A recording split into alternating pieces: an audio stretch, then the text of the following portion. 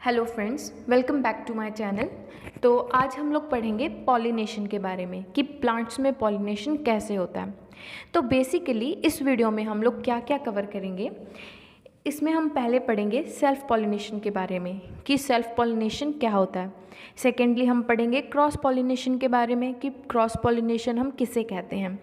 Basically ये दो parts में हम लोग वीडियो बनाएंगे। ये वाली वीडियो बनाएंगे हम सेल्फ पॉलिनेशन के ऊपर और सेकेंड पार्ट लेकर आऊँगी मैं, उसमें हम लोग क्रॉस पॉलिनेशन के बारे में पढ़ेंगे। ठीक है, तो वीडियो को स्टार्ट करते हैं। तो सबसे पहले हम पढ़ेंगे कि पॉलिनेशन होता क्या है, पॉलिनेशन क्यों होता है और पॉलिनेशन कैसे होता है। तीन चीज़ें हम पढ़ेंगे। तो सबसे पहले हम लोग बात करते हैं कि what is pollination. Pollination actually है क्या। पॉलिनेशन अगर हम साइंटिफिकली बात करें पॉलिनेशन की, तो पॉलिनेशन की प्रोसेस क्या होती है कि जैसे ये एक फ्लावर है, ओके। पहले हम लोग फ्लावर के स्ट्रक्चर को समझने की कोशिश करते हैं एक बार। जैसे ये एक फ्लावर है, ठीक है, जो ये ग्रीन पार्ट है इसे कहते हैं फीमेल रिप्रोडक्टिव पार्ट है ये फ्लावर का, ठीक है। मतलब ये स्टिग्मा, ये स्टाइल और ये ओवरी, ये फ्लावर का फीमेल रिप्रोडक्टिव पार्ट है। इसे कार्पिल भी कहते हैं, ठीक है, ये लिखा हुआ है कार्पिल। स्टाइल, स्टिग्मा, ओवरी तीनों को मिला के कार्पिल बनता है। उसी तरीके से जो ये पार्ट है, ये पर्पल वाला, ये मेल पार्ट है, ठीक है, यानी कि एंथर और फिलामेंट इन दोनों को मिला के स्टैमेन बनता है, जो कि मेल रिप्रोडक्टिव पार्ट है, ठीक है। कार्पिल फीमेल रिप्रोडक्टिव पार्ट है, ठीक है। ये जो ग्रीन पार्ट है ये सेपल्स और ये जो कलर्ड पार्ट है ये पेटल्स। ये बेसिक इन्फॉर्मेशन तो आप सबको पता ही है फ्लावर के बारे में, ठीक है। तो अब हम लोग बात करेंगे कि पॉलिनेशन होता क्या है।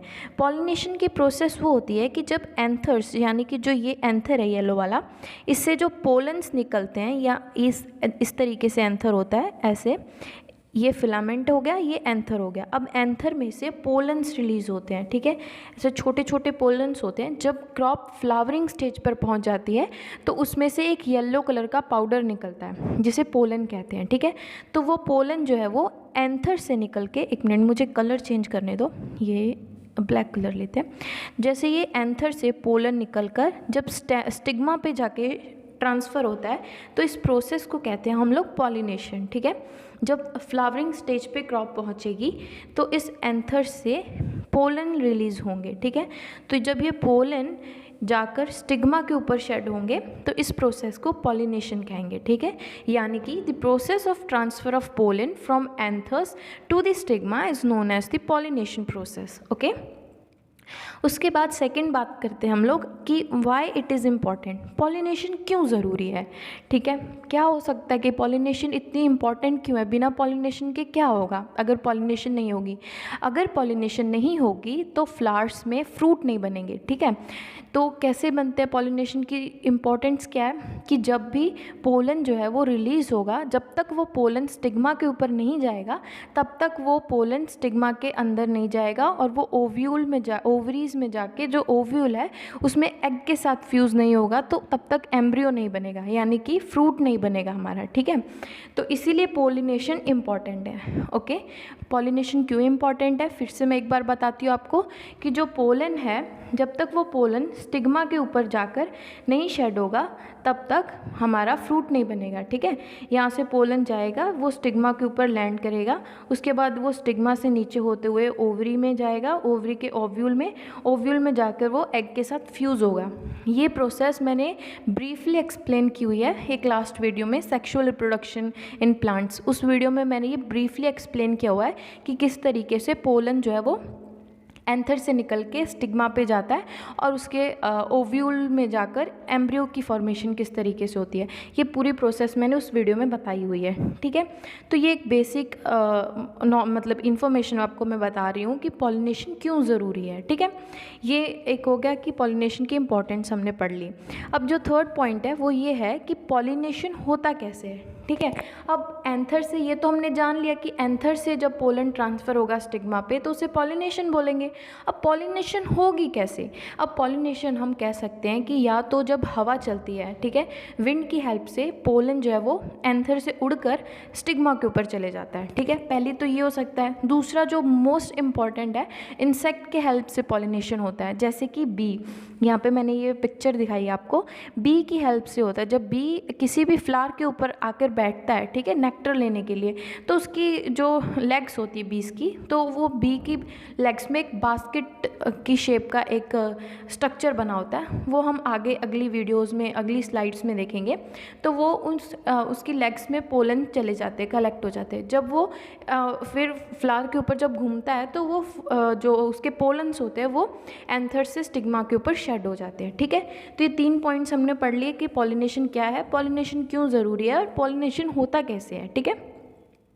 अब हम लोग आगे चलते हैं। ये देखिए बीज की लेग्स में पोलन बास्केट्स होते हैं, यहाँ पे पोलन कलेक्ट हो जाते हैं, ठीक है। इसकी हेल्प से ही जो है पॉलिनेशन हो पाती है। अब इस क्रॉप में ये एक राई क्रॉप होती है, मतलब वो वीट के सिमिलर ही होती है। तो ये उसका एक स्पाइक है, आप देख सकते हो, ठीक है। तो ये स्पाइक जो है ये फ्लावरिंग स्टेज को रिप्रेजेंट कर रहा है। ये जो येलो पार्ट है ये एंथर्स हैं, ठीक है। इस येलो एंथर्स से ही एक येलो कलर का पाउडर निकलता है, उसे पोलन कहते हैं, ठीक है। तो इस स्टेज में अब जैसे ये क्रॉप इस स्टेज में पहुंच चुकी है, तो अब यहाँ पे हम लोग पॉलिनेशन होगी ये चीज़ कह सकते हैं, ठीक है। तो ये है अप्रोप्रिएट स्टेज पॉलिनेशन के लिए। अब नेक्स्ट हम लोग देखते हैं सेल्फ पॉलिनेशन के बारे में। हम लोग पढ़ते हैं कि सेल्फ पॉलिनेशन होती क्या है। सेल्फ पॉलिनेशन का मतलब होता है कि जब किसी एक ही फ्लावर में जो पोलन है वो एंथर से निकल के स्टिग्मा पे जब वो ट्रांसफ़र होता है तो उस प्रोसेस को सेल्फ पॉलिनेशन कहते हैं। सेल्फ का मतलब हो गया कि खुद में। तो एक ही फ्लावर में जब एंथर जो है, एक मिनट में कलर चेंज कर लूँ, जैसे एक ही फ्लावर में जब जो एंथर है, ये जो येलो कलर के जो पार्ट है यहाँ से पोलन निकल के यहाँ पे स्टिग्मा पे शेड होगा, तो इसे सेल्फ पॉलिनेशन कहेंगे। मतलब सेम फ्लावर में सारी प्रोसेस हो रही है, ठीक है। ये येलो पार्ट जो है पोलन वो एंथर से निकल के स्टिग्मा पे शेड होगा, तो ये प्रोसेस हो गई सेल्फ पॉलिनेशन की। इसे ऑटोगैमी भी कहते हैं। ऑटो का मतलब भी सेल्फ होता है, ठीक है। तो ये होगी self pollination. Self pollination different crops में होती है, जैसे वीट में होती है, राइस में होती है। तो ऐसे डिफरेंट क्रॉप्स होती है जिसमें सेल्फ पॉलिनेशन होती है। फ्लावर्स भी होते हैं, ओके। तो ये प्रोसेस है सेल्फ पॉलिनेशन की। अब हम लोग बात करते हैं कि जो सेल्फ पॉलिनेशन होती है उसमें वो कौन से मैकेनिज़म्स होते हैं जो कि सेल्फ पॉलिनेशन को प्रमोट करते हैं, ठीक है, उन क्रॉप्स में, ठीक है। मतलब कोई स्पेसिफिक जो क्रॉप्स होती है, जो सेल्फ पॉलिनेटेड क्रॉप्स होते हैं, उसमें क्या मैकेनिज़्म होता है जिसके कारण वो सेल्फ पॉलिनेशन प्रमोट होती है। तो पहला है कैस्मोगैमी। कैस्मोगैमी क्या होती है? कैस्मोगैमी का मतलब होता है कि इसमें पॉलिनेशन होने के बाद फ्लावर ओपन होता है, ठीक है। जैसे कि ये है, ये फ्लावर ओपन तो है पर इसमें ऑलरेडी पॉलिनेशन हो चुकी है, ठीक है। मतलब पॉलिनेशन होने के बाद फ्लावर की ओपनिंग होना, उस प्रोसेस को कैस्मोगैमी कहते हैं। इसमें कुछ समय इस तरीके के चांसेस हो सकते हैं कि इसमें क्रॉस पॉलिनेशन भी हो सकती है। मतलब बहुत ही कम चांसेस होते हैं ऐसे, क्योंकि इसमें फ्लावर ओपन हो जाता है, तो इसमें चांस हो सकते हैं बट बहुत रेयर चांसेस होते हैं, ठीक है। तो जो सेकंड है वो है क्लिस्टोगैमी। क्लिस्टोगैमी का मतलब क्या होगा कि फ्लावर ओपन ही नहीं होगा, ठीक है। पॉलिनेशन फर्टिलाइजेशन अनओपन फ्लावर में होगी, फ्लावर ओपन होगा ही नहीं, इसमें फ्लावर ओपन था, ठीक है। तो मेन डिफरेंस क्लेस्टो और क्लिस्टो में यही है, कैस्मो और क्लिस्टो में, कि कैस्मोगैमी में फ्लावर ओपन होता है, ठीक है, और जो क्लिस्टोगैमी है उसमें फ्लावर ओपन नहीं होता है। सब दोनों प्रोसेसेस फर्टिलाइजेशन और पॉलिनेशन क्रॉस्ड फ्लावर में ही होती है, ठीक है। तो ये थी क्लिस्टोगैमी और कैस्मोगैमी के बारे में।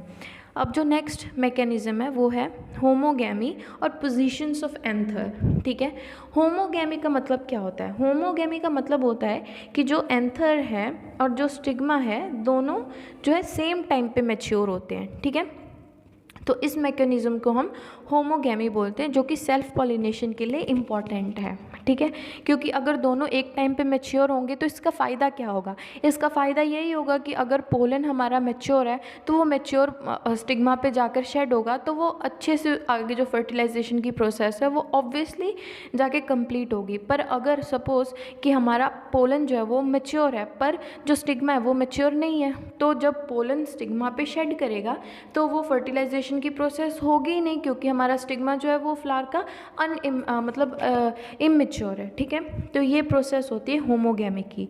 अब नेक्स्ट है जो position of anthers. Position of anthers में क्या होता है कि कुछ जो है ऐसी स्पीसीज होती है फ्लावर्स की, मतलब क्रॉप्स की, जिसमें क्या होता है कि जो स्टिग्मा है वो क्लोजली सराउंडेड होता है एंथर्स के सहायता से। जैसे कि हम लोग ड्रॉ करके देखते हैं, जैसे सपोज़ ये हमारा फ्लावर का स्टिग्मा है, ठीक है। और जो ये है ये एंथर्स है। तो एंथर्स जो है वो इस तरीके से वो कवर करके रखेंगे स्टिग्मा को, ताकि उस स्टिग्मा पे उसी फ्लावर के एंथर्स आकर शेड हों। किसी और फॉरेन फ्लावर या फॉरेन क्रॉप के जो एंथर्स है, वो पोलन्स हैं, वो इसके ऊपर आके स्टिग्मा के ऊपर शेड ना हो। तो ये सेम फ्लावर, जैसे ये एक फ्लावर है, तो ये स्टिग्मा को चारों तरफ से सेम फ्लावर के एंथर्स जो है वो कवर करके रखेंगे। तो ये होती है कि पोजीशंस हैं, हम एंथर्स की कह सकते हैं, इस तरीके से होती है कि वो स्टिग्मा को कवर करके रखते हैं, सराउंड करके रखते हैं, ठीक है। तो इसका कुछ एग्जांपल्स हम लोग कह सकते हैं, जैसे सोयाबीन में ये होता है, ग्रीन ग्राम्स में, ब्लैक ग्राम्स में, पीज में भी ये मैकेनिज़्म जो है वो मिलता है, ठीक है। तो ये है पोजीशंस ऑफ एंथर। तो ये लास्ट मैकेनिज़्म है एक हमारा कील, ठीक है। ये भी एक काफ़ी इंपॉर्टेंट मैकेनिज़्म है जो कि सेल्फ पॉलिनेशन में हेल्प करता है, ठीक है, प्रमोट करता है सेल्फ पॉलिनेशन को बेसिकली। तो ये जो फ्लावर आप लोग देख रहे हो, ये ब्रिंजल का फ्लावर है, ठीक है, बैंगन का फ्लावर है ये। तो इसमें क्या होता है कि एक जो एंथर्स और स्टिग्मा होते हैं, ये एक फ्लोरल ऑर्गन की हेल्प से कवर्ड होते हैं। जैसे हमने पहले पोजीशंस में पढ़ा कि एंथर की पोजीशन इस तरीके की होती है कि वो स्टिग्मा को सराउंड करके रखते हैं, और इसमें हम लोग देख रहे हैं कि कोई एक अलग से फ्लोरल ऑर्गन है। जैसे कि ये आप लोग अगर ध्यान से देखोगे तो आपको दिखेगा कि ये एक अलग से जो है ये एक फ्लोरल ऑर्गन है, ठीक है। जैसे कि ये हम लोग फिर से ड्रॉ करते हैं, जैसे ये हमारा स्टिग्मा है और ये एंथर्स हैं, ठीक है, और ये एक अलग से एक फ्लोरल ऑर्गन है जो इन दोनों को ऐसा कवर करके रखता है। जैसे यहाँ से ऐसे करके, ऐसे यहाँ से मान लो, मतलब इसने, और ये पेटल्स है, लास्ट में हम लोग देख लेते हैं, ये पेटल्स हैं, ठीक है, फ्लावर की। तो क्या कर रखा है इस ऑर्गन ने या इसने जो है ये कवर करके रखे हुए हैं स्टैमेन और एंथर्स को, जो है एक प्रोटेक्शन दे के रखी हुई है, ताकि कोई दूसरा पोलन जो आके स्टिग्मा के ऊपर ना शेड हो, ठीक है। जैसे पीछे वाले हमने पोजिशंस में क्या पढ़ा था कि वो एंथर्स सराउंड करके रखते हैं, पर कील में क्या है कि एक कील जो है ये एक फ्लोरल ऑर्गन है जो स्टैमेन और स्टिग्मा और एंथर्स को है जो वो प्रोटेक्ट करके रखता है, ताकि किसी दूसरे फ्लावर का जो पोलन है उस पर आके शेड ना हो सके। तो इसी ताकि दोनों आपस में होंगे, मतलब एंथर, सेम फ्लावर का एंथर जब स्टिग्मा पे गिरेगा तो वो ऑब्वियसली फिर सेल्फ पॉलिनेशन को प्रमोट करेगा, ठीक है। तो ये था हमारा लास्ट मैकेनिज़्म।